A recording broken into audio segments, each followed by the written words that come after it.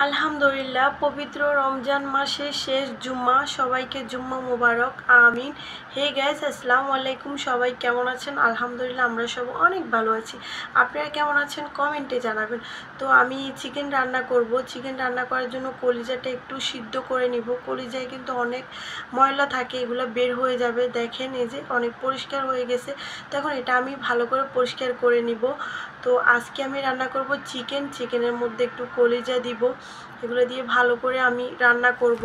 আর আমরা আজকে ইফতারিতে খাবো যে চিকেন আর পরোটা, অন্য কিছু খাবো না। ভাজা পোড়ার থেকে এটা অনেক ভালো স্বাস্থ্যের জন্য। তো চলেন আমি চিকেনটা কিভাবে রান্না করি। আমি এটা খুব ভালো করে মশলাগুলো কাঁচা স্মেল যাওয়া পর্যন্ত খুব ভালো করে ভেজে নিয়েছি। তারপরে মশলাপাতি যে যেরকম খায় এরকম দিয়ে ভালো করে এটাও কষিয়ে নিব। আমি কিন্তু এর ফাঁকে অনেকবার উল্টে ফেলটে দিয়েছি, কারণ একেবারে দিয়ে বসে থাকি না, চেক করে নেবেন। তো এই যে এটা আমার কষানিটা হয়ে গেছে, তো আমি চিকেনটা দিয়ে দিলাম। কলিজাটা পরে দিব, চিকেনটা ভালো করে কষানি হলে আমি কলিজাটা দিব। তো এই যে আমার চিকেনটা এখন কষানি হওয়া পর্যন্ত আমি অপেক্ষা করব, সরি।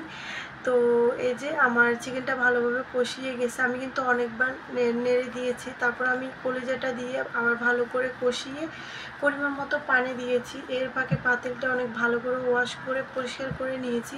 তো এই যে আমার চিকেনটা অনেক সুন্দর হয়েছে, এমন নরম তুলতুলে হয়ে গেছে একদম। তো চিকেনটা আমার রেডি। তারপর আমি বানাবো পরোটা। পরোটা বানানোর জন্য সুন্দর করে আগে থেকে পরোটাগুলো আমি বানিয়ে রেখে দিয়েছি একটা সাইডে। তো এখন একটা একটা করে পরোটা ভেজে নিব।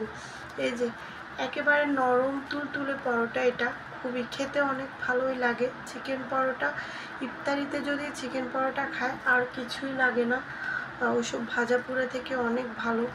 তো এই যে আমার হয়ে গেছে ওটা। আর এটা হচ্ছে আমার চিকেন টিকা কাবাব, যেটাই বলেন আপনারা, চিকেনের বড়া কাবাব যেটাই বলেন, ওইটা বানিয়েছি।